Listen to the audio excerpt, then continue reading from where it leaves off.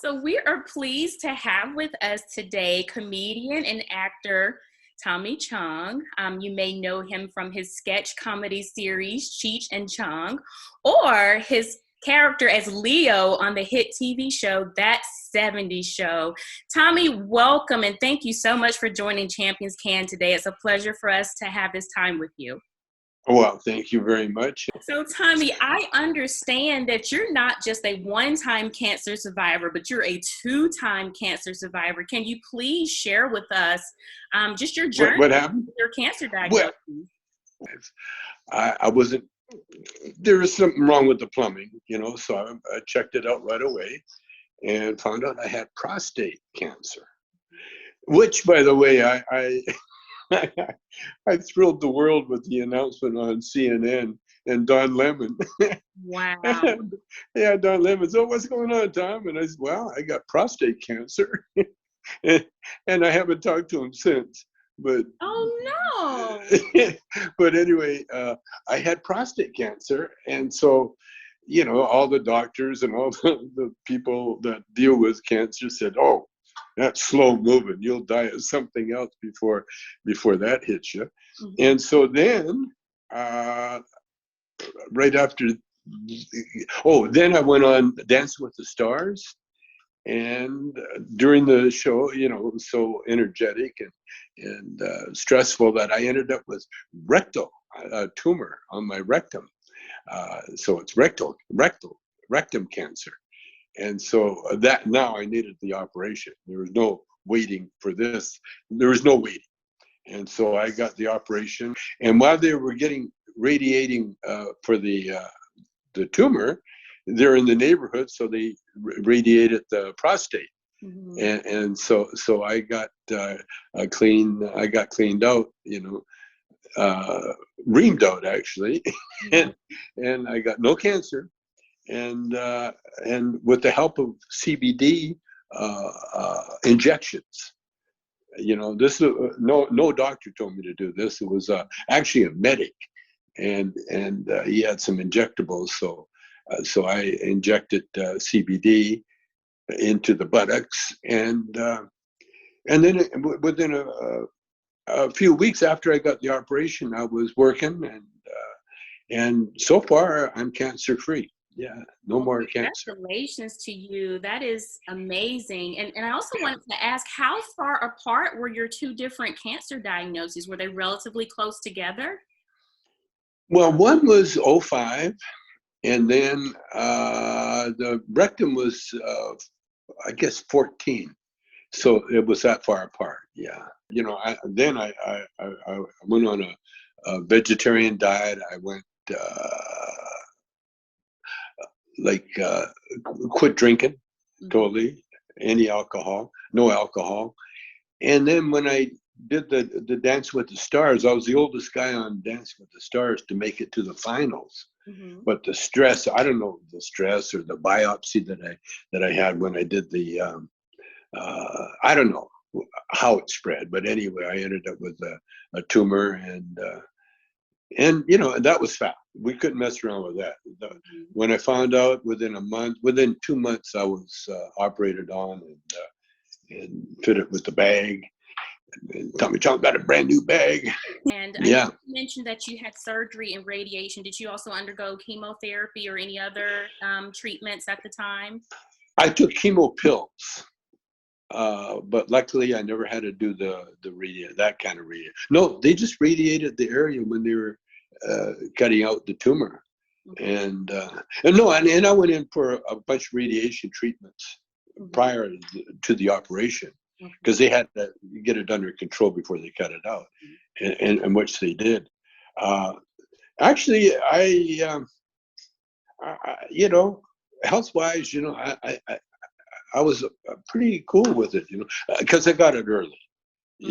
I found out early, and my health, my lifestyle had changed, drastically. Not drinking since '05, and then always doing some kind of exercise, and so I'd be in the hospital, laying there recovering from an operation, And the doctors would come in, and I'd be cracking jokes and hitting them like Don Rickles, just nailing them. I'm sure they were a tough crowd. Well, the interns and that would, yeah, there would be a bigger crowd each time they'd have to talk to me. But it was funny because after I got out of the the anesthetics, when I woke up, I was all loaded with painkillers, So my daughter was walking beside me as they pushed the gurney from the operating room to the room, to the bed, to my hospital bed room, and I looked up at her. I thought she was a nurse, and I said, "Oh my God, you look exactly like my daughter." and I think that played a big part in the healing, Mm-hmm. because it's your mind. And see, this is why I really think now marijuana helped me, period. And so I don't recommend any treatment that I went through to anybody without a doctor's approval. Correct.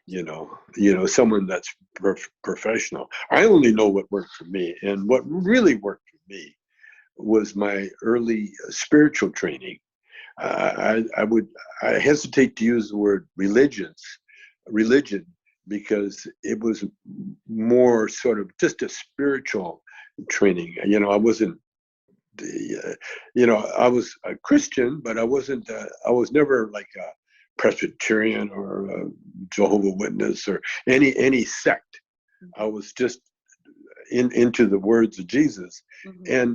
and that really, see, I got turned on real early because I was living in the country, and when you live in the country and you're poor, the only nightclub or the only outing you have is church. Mm-hmm. And they actually pay you to go to church. When I was a kid, it was like, if you had good attendance, you got a Bible, you got a free Bible. So tell me, And all so, those things are very important in dealing with the cancer diagnosis, in terms of, whatever spiritual practices that resonates with people, positivity, processing your emotions. So I want to know, what one golden nugget would you give to a patient who just received a new cancer diagnosis? What would be your go-to message for that person? it would be the fact that we are eternal beings. Mm-hmm. We all are. Now, our bodies obviously aren't, because in order to live in the physical world, there are basically two sides to everything. You can't have up without down. You can't have right without left. You can't have good without bad, and you can't have be alive without being not alive. And but the thing is, when you're not alive, you don't disappear. You just go into the spiritual world, which is eternal, like we are eternal beings. And so what happens when anybody gets diagnosed with anything is that is a temporary situation, no matter how serious it is, you know. And you can look at it as many ways as you want. uh, Learning the hard way is one way to look at it, or learning the easy way, but it's all a learning process. So what I tell people, and I do a lot of cameos, and a lot of times it's people that are saying goodbye, because they've been diagnosed with the fatal, they're on their way out. And so I tell them, you're not on the way out, you're on the way in. In fact, I wrote songs about that. When Martin Luther King was assassinated, I wrote a song because I was with Motown at the time. Unfortunately, Motown didn't think it was worth recording, but basically the lyrics is he's gone to the mountaintop. He's reached the promised land. He heard the master's call. Now he holds the master's hand. His trouble on earth is o'er, no more to feel the pain. He's gone to the mountaintop, but he'll be back to do it over again. And that's my message, is that because we are eternal beings, we will always be somewhere, and that's up to us to decide, but not us to decide in the physical world. It's in the spiritual world, and that's the real world. Yes. And that's the world that that's where the miracles come from. And I'm a good example of a miracle, because just like when I when I was the oldest guy on the Dance with the Stars, that was a minor miracle. But I had old people after my first appearance. My PR guy, James, he goes, "Hey, my dad wants to meet you." He says, "I've been doing this show forever, and it's the first time my dad wanted to meet anybody." And I said, "Well, how old's your dad?" Well, he was a little younger than me, but I got a ton of old people, fans, because I represent them now, So it was, no, it's your state of mind. That's where the miracles occur. And that is And awesome. That's such a beautiful message, and I appreciate you for saying that. And I also wanted to ask you, now that you're on the other side of being a cancer survivor, when you look back in retrospect, do you feel that you had all the information that you needed to make adequate decisions about your treatment, or do you feel like there were tools that you wish you'd had available to you at the time that weren't available to help you with your cancer journey? Not really. Not really. I understand, where people are coming from. I had to put really a damper on my reputation, because I'm such a pothead, and everybody knows it, that I attracted the fringe that wanted to say that you don't need any medical help. All you need to do is smoke some Rick Simpson oil, or do some real heavy weed, and then stay away from radiation and all that. There's a lot of that misinformation, and they jumped all over me at the time. But luckily, my son Paris, who manages my first professional career, and he also took care of me physically. My son, he could have been a doctor. He's got such a great touch. Well, he ran him out. He was like overturning tables. He was that, "Get out of here, get that shit out of here. I don't want to hear that." And he was the one that made sure that I got the best medical help in the world. See, here's the secret that I try to tell everybody. You see, because we are eternal beings, we have what I call a God app in all of us. And in order to turn on the God app, you don't have to chant, you don't have to pray, you don't have to, wear any kind of costume. You don't have to do anything. All you have to do is think about God. Put God on your mind. That's all you have to do. And the minute you do that, miracles are instant. Now, I tell people all the time now, I've got some really good books. Like Joel Goldsmith is one of the spiritual leaders that I read, and Emmett Fox is another one. But all the spiritual teachings tell you, this is a secret, and you don't want to share the secret with non-believers, so to speak. Well, I break that, especially when here's what it is: ask and you shall receive. Now, you asked me, so I'm going to tell you. You see, now I don't care what anybody thinks about my beliefs, or if they're old-fashioned, or you believe in God, all that other crap, because not only do I believe in God, but God really likes me. And when people say, "How do you know that?" I say, "Have you seen my wife?" Because, hey, listen, you look at her and you gotta say, "Boy, God really likes him." That's for sure. Because I'm locked down with one of the most beautiful women on the planet. So, on Tom, the you also planet. mentioned your son and your wife. Would you say they were your champions in helping you to navigate your cancer journey? Were they very instrumental to you during that process? Totally, totally, totally, totally. I could not. I would not have done it. Especially my son. Because he's, like I say, he's like a doctor, and he had to do some medical procedures on the old man that that nobody else would go near, And luckily, my son, who just walked in, but like I said, he could very well been a doctor. He's got a surf camp in Indonesia, and there's no doctors around there. So when they have an accident or something, they have to do what they call bush doctors, And so him and his partner, they're well trained, And but it was my son, like I said, Paris. He was the one that shooed away the pot prophets, that said I could be cured with marijuana, and he was the one that found, helped find the surgeon to take care of me, and help me with the diet, and help me with everything else, and help me with my life, my show, and everything. Yeah. Of course, my wife, she's, like I said, she cooks for me every night. And people always say, how are you doing with the lockdown? I say, let me think. My gorgeous wife, who used to cook maybe once a year, cooks every night. And because she's such a health nut, I eat the healthiest meals. And she's an artist, so she's always beautiful. She makes her own clothes, and so I get a fashion show every day. I get a